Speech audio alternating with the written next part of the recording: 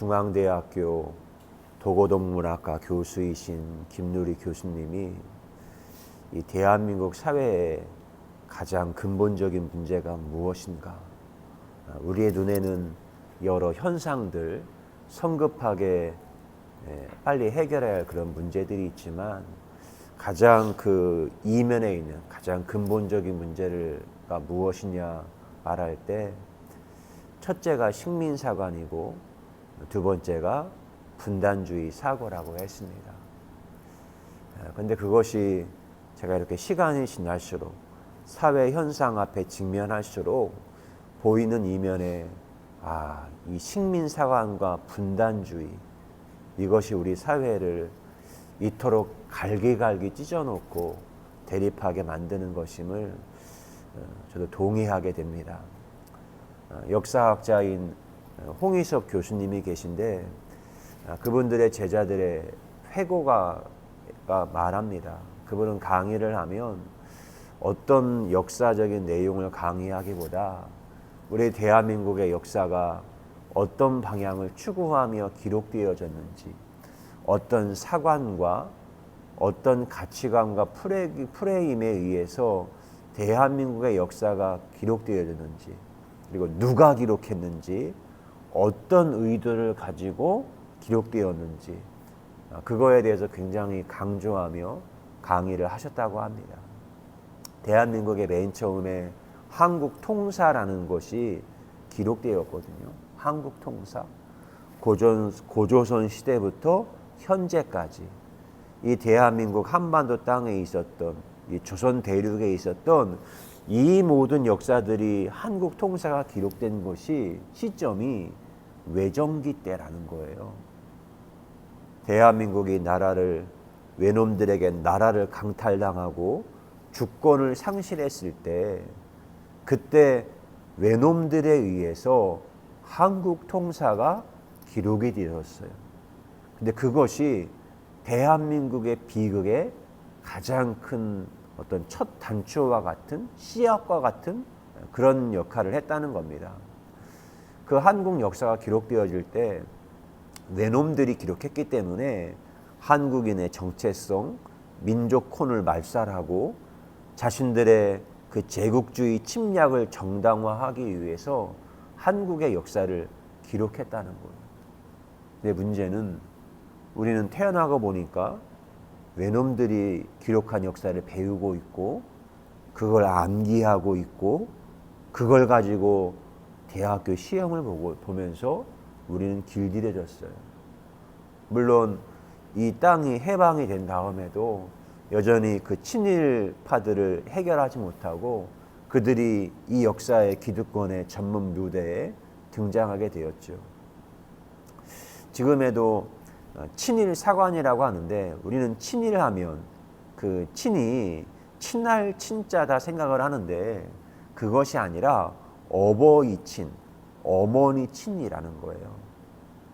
그러니까 그들은 일본을 어머니 섬기듯 아버지 섬기듯, 친미라는 것은 미국을 어머니 섬기듯 아버지 섬기듯 그 일을 한다는 거예요. 그러니까 독립적으로 친구로서 어떤 그런 관계를 맺을 수 없다는 것입니다. 저는 이제 세계를 보면서 저 자신이 거듭났고 새로워졌기에 저는 세계를 새로운 시각과 관점으로 바라보게 됩니다. 그동안 너무나 많은 세상에서 배운 것들에 의해서 내면까지, 무의식까지 길들여져 있었거든요. 근데 제게는 전인목회 사망 사건이라고 하는 저의 인생과 저의 직업적인 죽음 같은 걸 경험했어요. 그리고 그때 저에게는 칠흑 같은 암흑의 세계를 경험하고 빛도 바람도 경험할 수 없는 끊임없이 나락으로 떨어지는 것 같은 시면의 세계를 경험을 했습니다. 근데 그런 상황에 뜻하지 않게 소리와 함께 마치 창세기 1장에 혼돈과 공허의 세계 가운데 하나님이 말씀하시니 빛이 있으라 하시니 빛이 있었고, 정말 그 똑같은 일이 제게 일어났어요. 하나님의 소리가 있고 빛이 있고 그 소리에서 파동, 빛의 파동을 보는 순간에 하나님의 말씀이 들리고 저는 그걸 따라서 시를 쓰게 되어지고, 그리고 그렇게 걸어온 지가 자영업 만 4년을 했고 이제 5년 차의 길을 걸어가고 있습니다. 근데 이렇게 시간이 지날 때마다 변태하잖아요. 애벌레에서 시간이 되면 껍데기를 벗고 나비가 되고, 그래서 이제는 과거에는 외부에서 사육당했던 그런 존재였지만 이제는 스스로 그러함을 따라 하나님과 호흡하며 숨을 쉬며 스스로 생각하고 한 걸음 한 걸음 한 걸음 뚜벅뚜벅뚜벅 걸어가는 거예요. 이런 과학자들이 말하는 건 우리가 우주와 그리고 시간과 공간이라는 게 있는데, 이 모든 것은 결국 빅뱅, 우주가 시작하는 빅뱅의 시점에 모든 게 다 만들어졌어요. 그리고는 그거에 따라서 모든 질서가 이루어져 있는데, 우리가 어떤 것을 관찰하고 모든 것을 말할 때마다 객관적으로 한다 하지만 그게 쉬운 게 아닙니다. 우선은 내가 어느 위치, 어느 시간과 공간의 시점에 서 있는지 그게 중요합니다. 누가 보는지, 어느 위치에서 보는지에 따라서 그게 달라요. 우리가 그 KTX를 타고 기차 안에 있습니다. 그러면 KTX 안에 300km로 승객과 거기에 탑승하고 내가 막 달리는데, 그때 나는 가만히 있는 건가요? 달리는 건가요? 기차 안에 있는 사람들에게 있어서는 가만히 있는 거예요. 그러나 기차 밖에 있는 사람들이 보기에는 300km의 속도로 달려가고 있는 겁니다. 우리가 지금 이 지구 위에 있어요. 근데 지구는 지금 공전을 하고 있고 태양을, 그리고 하루에 한 번씩 자전을 합니다. 우리가 지구 안에 있는 사람들은 지구가 공전과 자전하는 것을 느끼지 못해요. 이 안에 살고 있기 때문에. 그러나 지구 밖에 있는 사람들에게 있어서는 지구가 엄청난 지금 속도로 공전과 자전을 하고 있는 것입니다. 이번 주에 한 편의 시를 썼어요. 탈문맥경. 한 칸 앞으로 한 칸 위로 고지전에서 꼭지점 댄스, 그대를 뒤따르는 암흑의 무리들, 갈릴레오 갈릴레이, 태양이 동해에서 떠오르고 서해로 넘어가나 싶었는데 지구가 회전하는 거였네. 땅이 움직이면 모든 시공간이 움직이며 플롯을 재창조하지. 경로에서 먼저 된 자 시간을 전복시키니 들킨 마음에 돌을 놓고 줄행나. 생의 중력을 벗어난 지금 여기 아로 새긴 내 이름, 빈 무덤, 빈 캔버스, 그날이 오기까지 누구라도 뛰놀라며 선물 받네. 하나님이 우리 인간을 창조하실 때 흙으로 이렇게 빚어 만드시거든요. 그리고 흙으로 빚어 만드신 다음에 거기에다가 하나님의 생기와 숨을 불어넣어서 넣었을 때 생명이 되었다라고 합니다. 성경도 하나님이 우리 인간을 창조할 때 흙이라는 입자와 하나님의 숨이라는 그 고유한 바람과 파동을 불어넣어 우리 인간을 만들었습니다. 그러면 우리는 오늘 또 우리 인간을 잘 보려면 보이는 입자, 그것만이 아니라 어떤 바람이 떨리고 있는지, 진동이 있는지 그것을 보아야 합니다. 우리가 과거 우리를 지배했던 많은 관성의 힘이 있거든요.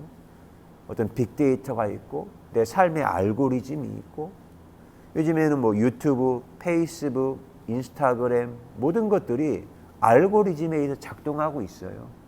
내가 어느 하나 유튜브를 보면 그거에 맞는 알고리즘으로 막 추천한 영상이 올라와요. 근데 그 알고리즘만 따라가다가 보면 내가 그동안 살아왔던 관성과 성향에서 벗어날 수가 없어요.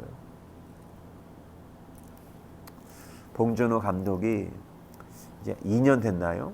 아카데미 상에서 그 감독상, 작품상 여러 상을 받고 난 다음에 인터뷰할 때 그가 이런 말을 했습니다. 장르의 컨벤션을 깨뜨리거나 다른 길로 갈 때 한국적인 현실이 쑥 들어와 영화를 기묘하게 만든달까요? 잠이 잘 안 오게 되는 그런 영화를 만들고 싶은 것 같아요. 이렇게 말했어요. 컨벤션이라는 걸 찾아보니까 함께 와서 모이고 참석하다라는 라틴어 어원에서 시작이 된 거예요. 어떤 조직적인 구조가 있어요. 근데 그걸 깨뜨려야 되거든요. 그 세계의 조직된 세계를 깨뜨려야 한국적인 현실과 숨이 쑥 들어왔을 때 한국이라는 상황이 지극히 개인적인 것 같지만 지극히 창의적인 것이 되어 전 세계의 모든 사람들을 울리게 되는 그 메시지가 된다는 겁니다. 그때 우리가 세상에서 어떤 계층에 의해서 1등이 되는 넘버원이 아니라 온리원, 유일한 작가가 될 수 있는 겁니다. 저희 나라에 박경리 선생님이 있어요. 그분은 1926년에 외전기 때 태어났는데 그분은 공부할 때도 이순신의 그 세병관 거기서 그때는 뭐 국민학교, 초등학교를 다니고 일본어가 국어였고 민족 말살 정책, 내선 일체 그런 교육을 받으며 자랐어요. 그리고는 고등학교는 진주여고를 다녔는데 그때는 국어가 일본어였습니다. 박경래 선생님은 그게 너무 힘들었대요. 왜 국어가 일본어일까? 그리고는 학교 앞에 그 서점에 있는데 그때 이제 도스토옙스키의 그 러시아 소설을 읽는데 그 러시아 소설을 일본어로 기록된 러시아 소설을 읽는데 가슴이 정말 미칠 지경이었다라고 합니다. 박경리 선생님이 작고하시기 전에 어느 방송사와 한 4시간 정도 2005년도에 인터뷰를 했습니다. 내가 작가가 됨에 있어 가장 큰 영향을 미친 게 무엇인가 했을 때 그분이 2가지를 이야기해요. 하나는 내가 태어난 곳이 통영이다. 그 자연의 아름다움. 그리고 그곳에는 이순신이 있었고 그리고 자기가 고등학교를 진주에서 자랐는데 진주 대첩에서 일본군 장교가 500명이 죽었고 1차 대첩에서는 승리했지만 2차 대첩은 진주가 엄청나게 외놈들에 의해서 유린을 당했죠. 그리고 해방을 맞아요. 그리고 그분은 그 한국 전쟁 중에 남편이 세상을 떠나게 되었고 홀로 딸아이 데리고 딸이 결혼했는데 사위가 그 이념에 의해서 1974년 4월 민청항력 사건에 의해서 사형 선고를 받고 근데 그런 고통을 끌어안고는 그리고 그때 당시에 유방암 수술도 받으시고 15일 후에 붕대로 자기 수술한 부위를 감고는 토지를 또다시 써가기 시작했던 거죠. 근데 그런 상황에서 그분을 보니까 정말 힘들고 어려운 사춘기 때 여성으로서 갱년기 때 그리고 딸이 며느리로 사는 며느라기 때 그 모든 인생의 고통을 끌어안고 그때마다 창조적으로 작가의 숨을 불어넣어서 그분은 집필 작업을 했다는 겁니다. 그러면 생각해, 이렇게 삶의 위기 때 사막과도 같이 나락으로 떨어지는 순간에 이분이 그 전장을 또한 이념의 상황을 시공간을 초월하면서 수없이 많은 그 작품의 인물들을 출생하며 쓴 거 그게 너무나 놀랍게 저에게 다가오는 겁니다. 오늘 니고데모에게 주님이 하신 말씀 하나예요. 사람이 거듭나지 않고는 하나님의 나라 볼 수 없다. 근데 그 하나님의 나라의 개념이 이런 시공간, 공간적인 의미가 아니에요. 성경에 하나님의 나라 바실레이아는 새로운 질서를 말해요. 새로운 질서가 있는 그곳에 가는 겁니다. 성경의 여호수아서 보면 그들이 아바드 하는 거지. 근데 아바드의 첫 번째가 아바르. 요단강을 건너간다는 게 아바르 한다. 예배한다는 거예요. 새로운 질서가 있는 곳으로 건너간다는 거예요. 니고데모는 그때 사람이 거듭나. 이거는 배우는 게 아니라 다시 죽고 다시 태어나는, 그걸 경험할 때 새로운 세계를 경험합니다. 보들레르가 악의 꽃이라는 시를 썼습니다. 오 죽음이여, 늙은 선장이여, 때가 되었다. 닷을 올리자. 우리는 이 고장이 지겹다. 오 죽음이여, 떠날 차비를 하자. 하늘과 바다는 비록 먹물처럼 검다 해도 내가 아는 우리 마음은 빛으로 가득 차 있다. 내 독을 우리에게 쏟아 기운을 북돋아 주렴. 이토록 그 불꽃이 우리 머리를 불태우니 지옥이건 천국이건 아무려면 어떠랴. 시면 깊숙이 미지의 바닥에 잠기리라. 새로운 것을 찾기 위해. 기도합니다. 좋으신 하나님 감사합니다.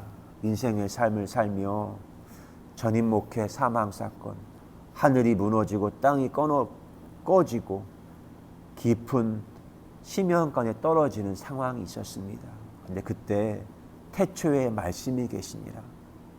빛이 있으라 하시니 빛이 있었고, 하나님의 소리와 빛과 함께 새로운 시공간을 창조하여 우리 인간에게 새로운 질서, 하나님의 나라를 선물로 주신 하나님께 감사합니다. 하나님을 찬양합니다. 오늘도 우리 인생을 새로운 삶으로 태어나게 하시고 새로운 존재, 손님과 나그네를 만나게 될 때 그 모든 사건들을 환대하며 그들과 함께 어우러지며 또 다른 새로운 삶을 품고 잉태해내는 거룩한 삶을 오늘도 허락하신 것 고맙습니다. 사랑합니다. 예수 그리스도의 이름으로 기도드리옵나이다. 아멘.